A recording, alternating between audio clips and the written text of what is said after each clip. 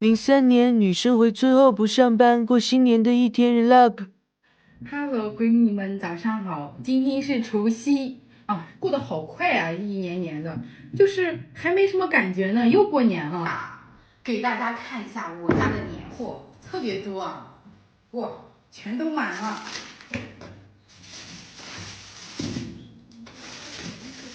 热这些包子吧，今天中午。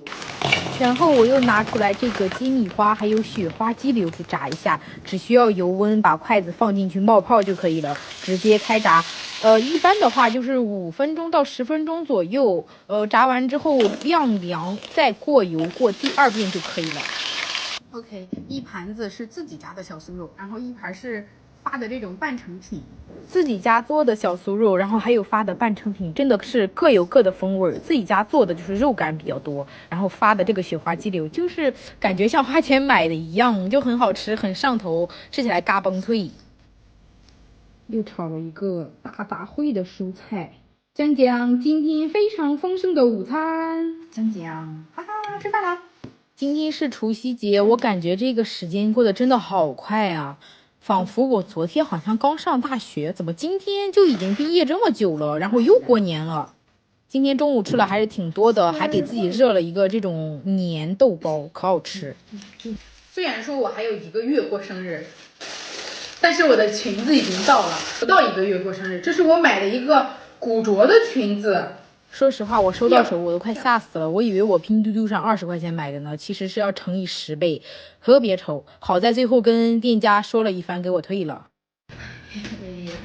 发压岁钱啦，啦啦啦！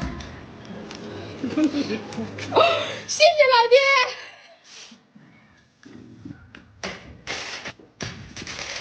我们家是下饺子的时候就点那个炮仗。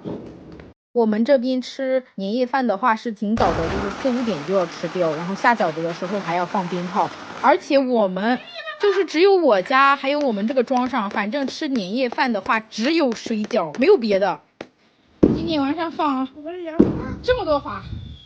那天刷了一个视频，然后他说刚嫁到山东运城来，为什么年夜饭只有水饺，就这种意思嘛。然后下面有很多评论说，我们这边也是只有水饺的，但是反正就是从小到大，我的年夜饭是只有水饺的。我家只有什么时候吃的很丰盛，就是只有走亲戚，像我姑来的时候会吃的很丰盛，就是正常的年夜饭我们都吃水饺，从小到大都是。OK，闺蜜们去放烟花了，闺蜜们。